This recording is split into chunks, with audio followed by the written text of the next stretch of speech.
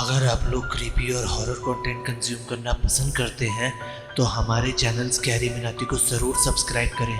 मैं आपको यकीन दिलाता हूं कि आपको निराशा नहीं होगी। स्वागत है आप सभी का आज की वीडियो में। ये हमारे चैनल की पहली वीडियो है। मुझे पूरी उम्मीद है कि आप सभी को ये पसंद आएगी। आज की वीडियो एक ऐसी मिस्ट्री पे आधारित है जो 51 सालों के बाद भी मिस्ट्री ही बनी हुई है। इतने सालों की इन्वेस्टिगेशंस के बाद भी पुलिस के हाथ कुछ नहीं लगा। एक ऐसी लड़की जिसकी मौत और जिसकी आइडेंटिटी एक मिस्ट्री बन के रह गई और उसे नाम दिया गया द आइसजल वुमेन।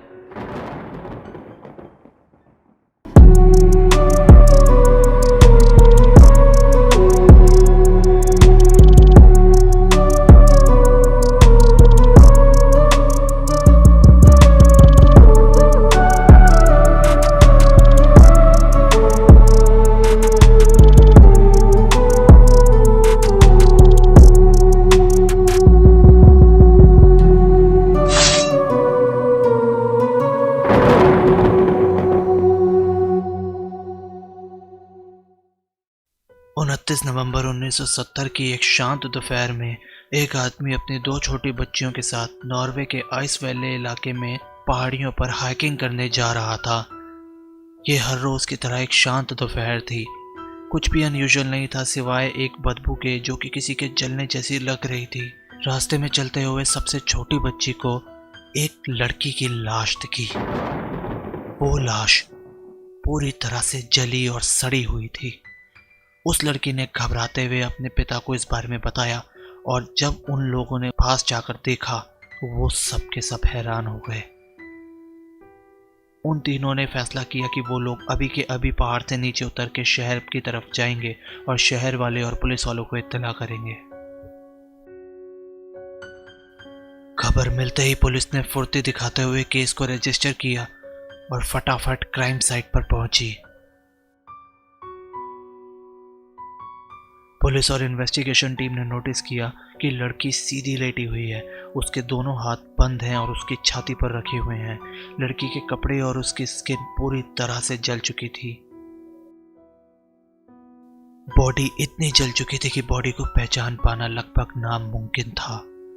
बॉडी के पास से पुलिस को दारू की बोतलें, पानी की बोतलें, कुछ पासपोर्ट, कुछ स्कार्फ, एक छाता, एक पर्स, कुछ माचिस की डिब्बियां, कानों की इयररिंग और हाथ में पहनने वाली अंगूठी मिली। बॉडी के पास से पुलिस को जले हुए कागज के टुकड़े और एक फर हैट भी मिली जिस पर आगे चल के इन्वेस्टिगेशन के बाद पेट्रोल के कुछ दाग मिले थे। सभी चीजों पे से फिंगरप्रिंट्स और लेबल्स हटा दी गई थी। लड़की की पूरी बॉडी जल जाने की वजह से और लड़की की शनाख्त ना होने की वजह से लड़की को एक प्लेस होल्डर नाम देना पड़ा और वो नाम था द आइसजल वुमेन।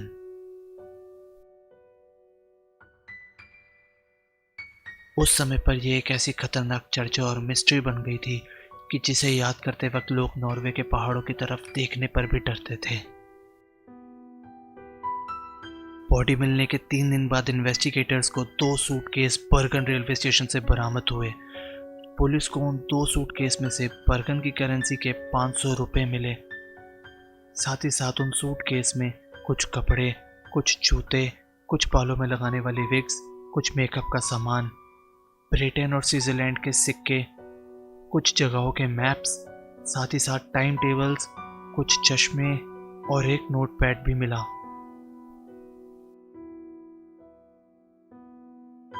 सभी सामानों के साथ लड़की के फिंगरप्रिंट की जांच की गई और सभी सामानों में लड़की के फिंगरप्रिंट मैच हो गए।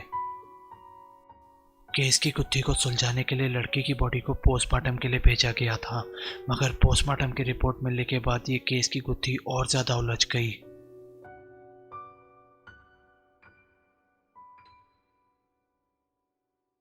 पोस्टमार्टम की रिपोर्ट में लड़की की मौत का कारण ज्यादा मात्रा में शरीर के अंदर फेनोबार्बिटल दवाई मिलना और कार्बन मोनोऑक्साइड मिलना बताया गया है। लड़की के फेफड़ों में मिली काले धुएं की काली की बात जाहिर कर रही थी कि लड़की जलते वक्त जिंदा थी और सांस ले रही थी।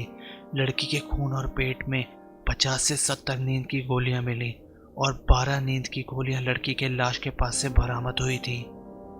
पुलिस जितना इस केस को सुलझाने की कोशिश कर रही थी, इस केस की गुत्थी उतनी ज़्यादा उलझी जा रही थी, जिसके चलते पुलिस को मीडिया का सहारा लेना पड़ा और पुलिस ने मीडिया को इजाज़त दी इस केस को पब्लिकली शेयर करने की।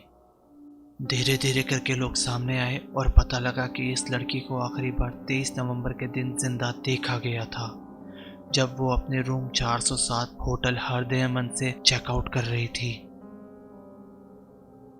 होटल के स्टाफ ने बताया कि लड़की का व्यवहार कुछ अजीब था।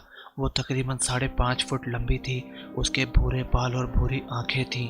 स्टाफ ने बताया कि लड़की अपने काम से काम रखने वालों में से थी। वो 23 नवंबर की सुबह अपने रूम से चेकआउट करके होटल पर बिल देने के बाद होटल से बाहर गई थी और वहां से उसने एक टैक्सी करी थी। बॉडी को मिले काफी वक्त हो गया था और अब तक पुलिस को यह भी नहीं पता था कि आखिर ये लड़की है कहां से। लड़की के पास से बरामद हुए नोटपैड को पुलिस डिकोड करने में कामयाब हो गई थी और नोटपैड पर लिखी गई इंफॉर्मेशन से पुलिस को यह पता लगा कि लड़की लगभग पूरा नॉर्वे घूम चुकी थी। वो यूरोप, पेरिस, हर जगह जा चुकी थी। लड़की के पास से 8 फेक पासपोर्ट्स बरामद हुए थे, जिसके अंदर 8 अलग अलग तरह की बर्थ डेट्स लिखी थी और अलग अलग तरह की डिटेल्स लिखी थी। जांच पड़ताल में पता लगा कि लड़की पहले भी बर्गन के कई होटलों में रुक चुकी थी। वो लड़की होटलों में कमरे बदलने के लिए जानी चाहती थी। लड़की ने होटल के स्टाफ को कई बार ये बताया था कि वो लड़की एक सेल्स वुमेन है जो ट्रैवल करते हुए अपने प्रोडक्ट्स बेचती है। एक बार एक होटल के स्टाफ ने उस लड़की को एक आदमी से जर्मन भाषा में बात करते हुए सुना था। साथ ही साथ उस लड़की को फेल्मिश और टूटी फूटी अंग्रेजी भी आती थी। लोगों से पूछताछ और लड़की के बॉडी रिमेन्स को देखते हुए एक स्केच तैयार किया गया, जिसे पूरी दुनिया में सर्कुलेट किया गया ताकि उस लड़की के बारे में पूरी दुनिया से कुछ खबर मिल पाए। मगर उस लड़की को कभी भी आइडेंटिफाई नहीं किया जा पाया। ना ही कोई होप और ना ही कोई सबूत मिलने की वजह से पुलिस को मजबूरन इस केस को बंद करना पड़ा। 5 फरवरी 1971 में उस लड़की की बॉडी को एक अननोन ग्रेवयार्ड में दफनाया गया। उस दिन उस लड़की की बॉडी के साथ और भी बहुत से सवाल उसी ग्रेवयार्ड में दफन हो गए। 1991 में एक टैक्सी ड्राइवर ने पुलिस को कांटेक्ट किया और अपनी आइडेंटिटी को छुपाने के लिए कहा। उसने पुलिस को बताया कि उसने एक बार उस लड़की को किसी होटल के बाहर से पिक किया था। थोड़ा रास्ता तय करते ही एक आदमी ने उस लड़की को उसी टैक्सी में ज्वाइन किया था और वो लड़की उसी आदमी के साथ किसी जगह पर उतरी थी। 2005 में एक आदमी ने बर्गन के एक लोकल न्यूज़पेपर को बताया कि 1970 में जब उस लड़की की लाश मिली थी तब वो आदमी 26 साल का हुआ करता था और बॉडी मिलने से 5 दिन पहले ही उसने उस लड़की को फ्लोइन नाम के पहाड़ पर 2 आदमियों के साथ देखा था। उसने बताया कि वो लड़की कुछ परेशान सी लग रही थी और वो उस आदमी से कुछ कहना चाह रही थी मगर वो कह नहीं पाई।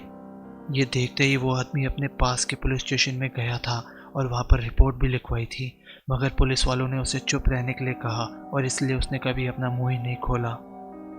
और इसी तरह आइसडल वुमेन की मिस्ट्री एक मिस्ट्री ही बन के रह गई।